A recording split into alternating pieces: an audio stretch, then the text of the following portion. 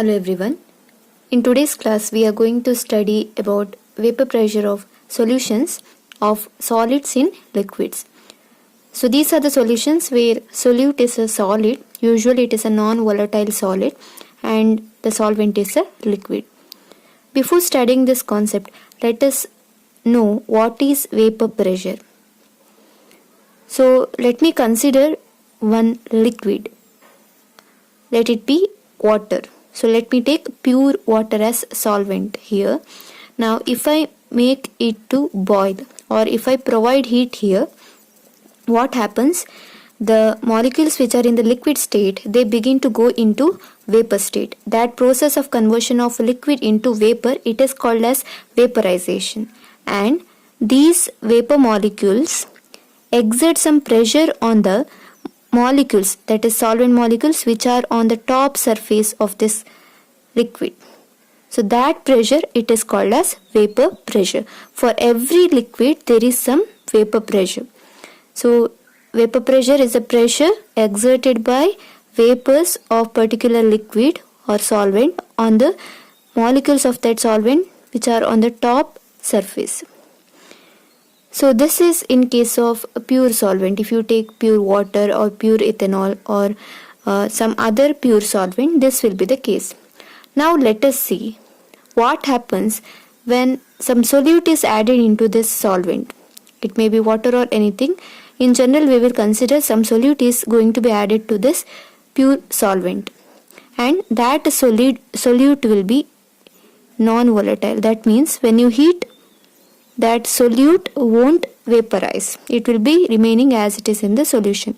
Now this will be the case. So as you heat the container or the solution, see here, the blue colored one are solvent molecules and red colored one are solute particles, and this solute is non-volatile. So when you heat this one, the solvent particles will change into vapor phase.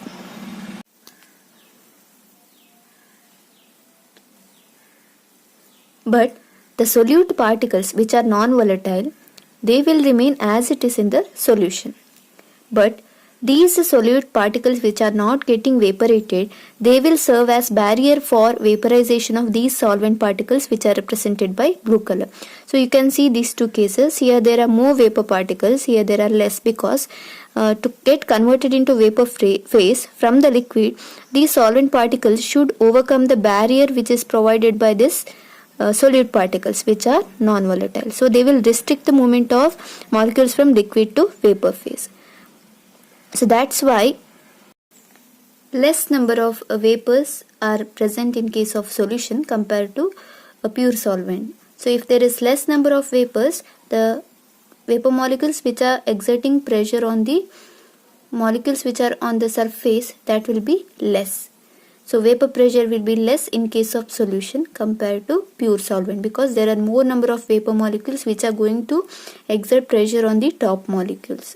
So this is the conclusion, that is always the vapor pressure, we can represent vapor pressure as P. So always vapor pressure of solution, it is represented as P. It is always less than vapor pressure of solvent. So this you have to remember. So this is in case of non-volatile solute, that is solid, which is added into solvent which is a liquid. So in such type of solution, always the vapor pressure of solution is lesser than the vapor pressure of pure solvent. Now if you draw a graph of vapor pressure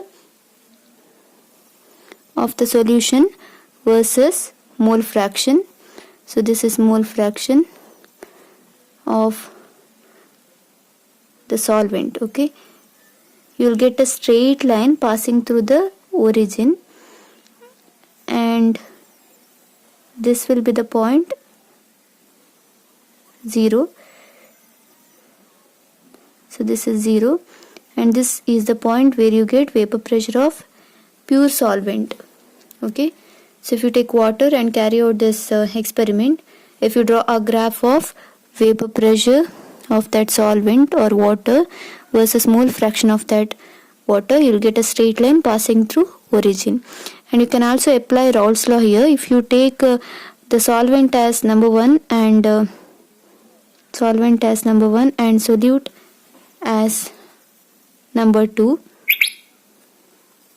you can write the Raoult's law expression as the vapor pressure of the pure component, that is here the volatile component is here solvent. So vapor pressure of that solvent, it is directly proportional to mole fraction of that component. Mole fraction of that component is x1. Vapor pressure of that component is P1. x1, and it is replaced by the proportionality constant P1 naught.